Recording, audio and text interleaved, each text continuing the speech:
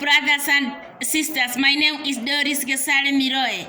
This is the warning of Paul to the church today in 2 Corinthians chapter 13.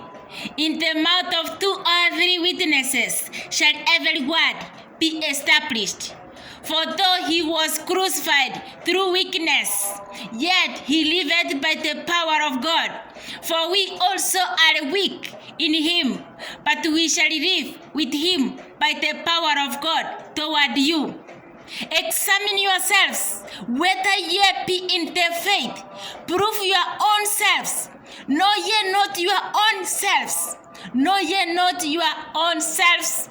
Now that Jesus Christ is in you, except ye be reprobates. But I trust that you shall know that we are not reprobates.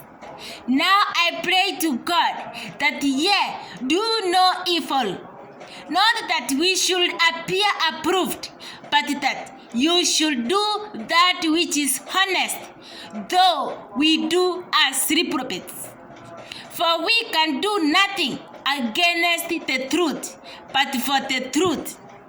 We are supposed to preach the truth and defend the truth. You preachers, hit the nail on the hammer, call a spade a spade. Don't hide some words. Just give out the word as the Holy Spirit has directed you to give, without shy, without fear. Fear only your Creator. You are not supposed to fear human beings. Be perfect. Be of good comfort. Be of one mind. Live in peace, and the God of love and peace shall be with you.